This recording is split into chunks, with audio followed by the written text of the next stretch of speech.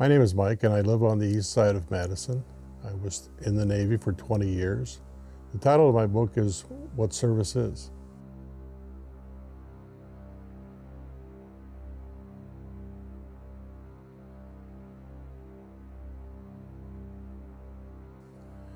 The reason I decided to share about my book was I've had a lot of opportunities to work with veterans over the years. My story started out when I was 17 years old. I'd had a big fight with my mother because I wanted to join the military, and this was during the Vietnam War, and she refused to sign the paperwork in order for me to join. After that fight, I left home, lived on the streets for a while, and while I lived on the streets, being by myself and having to make decisions on my own, I realized that I wanted to serve the country, and I didn't know what that looked like. I thought about the Peace Corps, I thought about going into the military, but eventually I decided to join the Navy. And I think it was the right choice at the time. Again, I was 17 years old. I had hair down to my shoulders. I didn't look like I belonged in the military, but like a lot of folks my age, we didn't look like the standard military person. And I had no qualms about going to Vietnam at that time. If that had been the reason that I had to join, I would have done so. But ultimately I joined and was shipped out to Great Lakes, Illinois. And during that time, I went to boot camp. The next day after I got to boot camp, they cut all of that beautiful hair off my head. And I was forever changed. I've never had it that long since. Each year I decided that this was the best route for me. I realized that my mom probably was right by not signing for me. I also realized that any decision I was going to make as an adult was going to have to be something that I needed to do.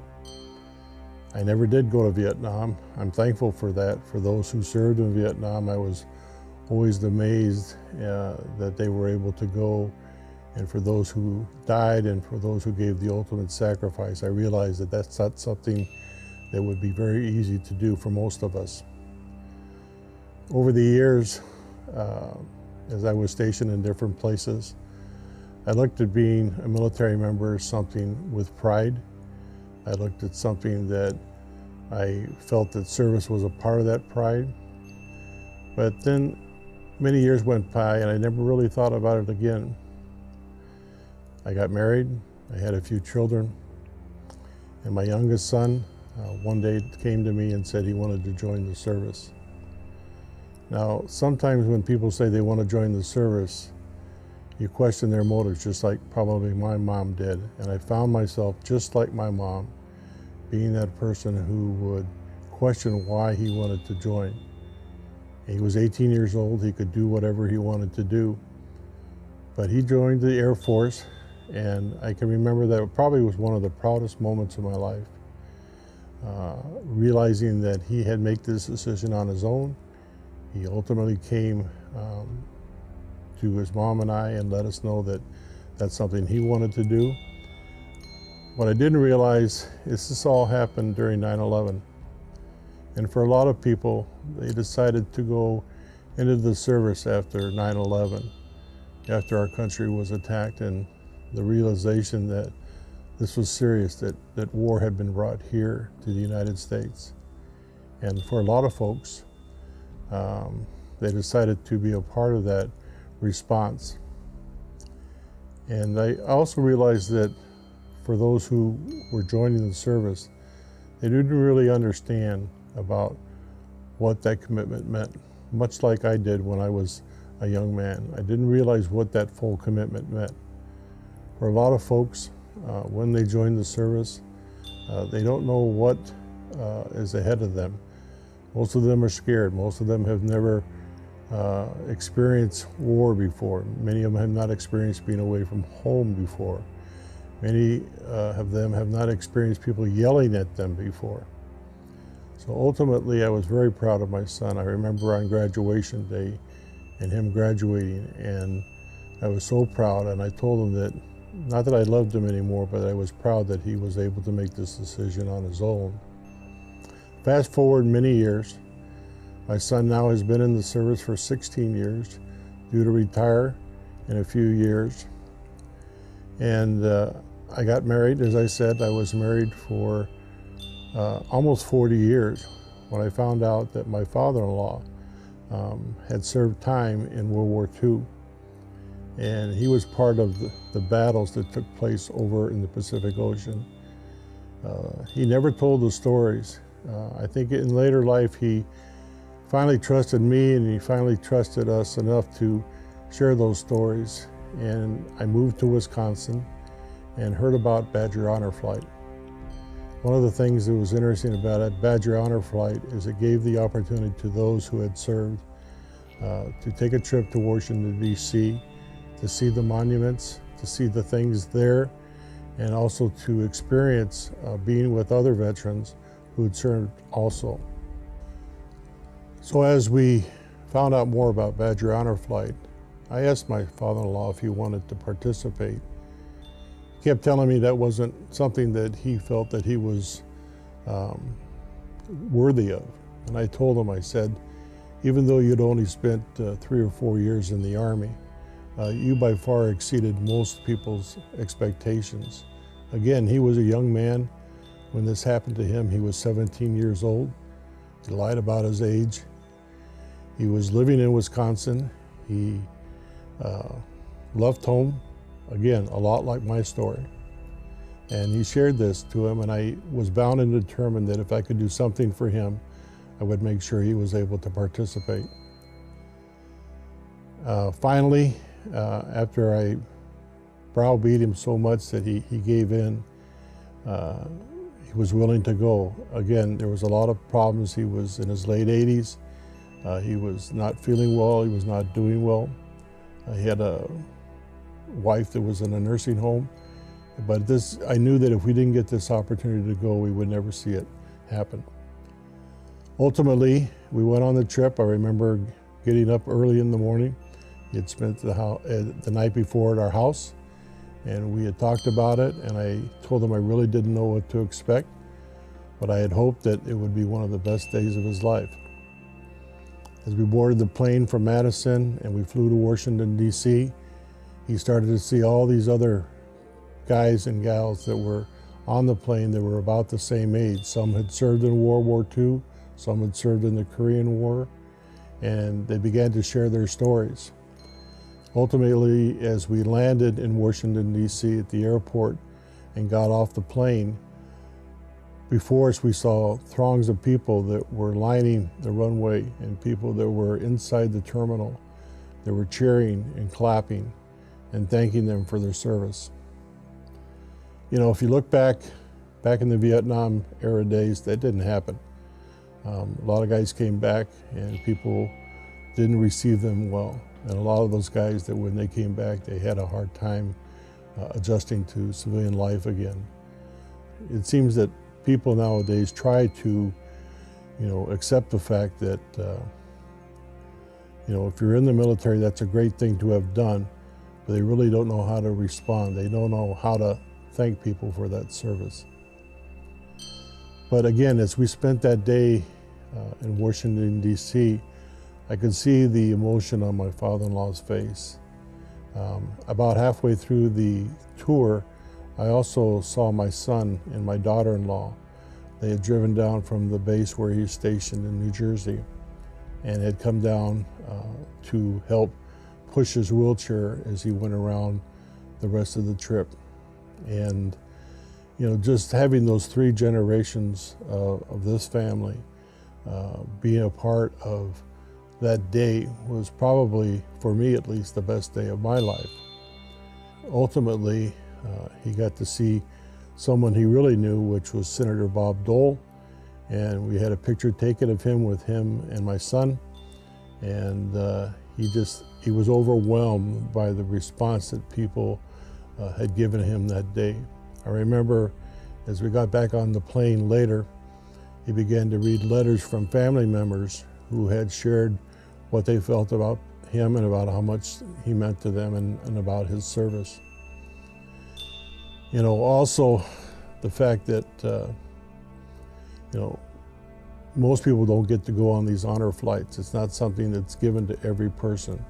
But for him, it was necessary. For him, it was so important. Again, when he came back, no one was there to greet him. No one there was there to make sure that he felt like he could be welcomed home. As we got off the plane and got into the car, he reached over, gave me a hug, and he said, "You know, Mike," he says, "that was the best day of my life." He said, "I'm glad you convinced me to go." He says, "It just was something I never imagined happening." He died about a year later, and I'm really glad that was a part of that experience for him.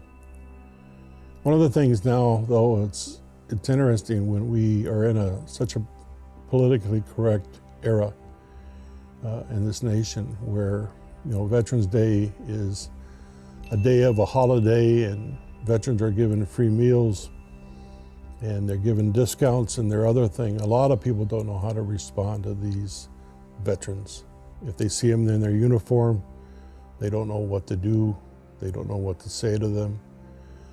But the politically correct thing for most people, when they do venture out and say something, is to thank them for their service.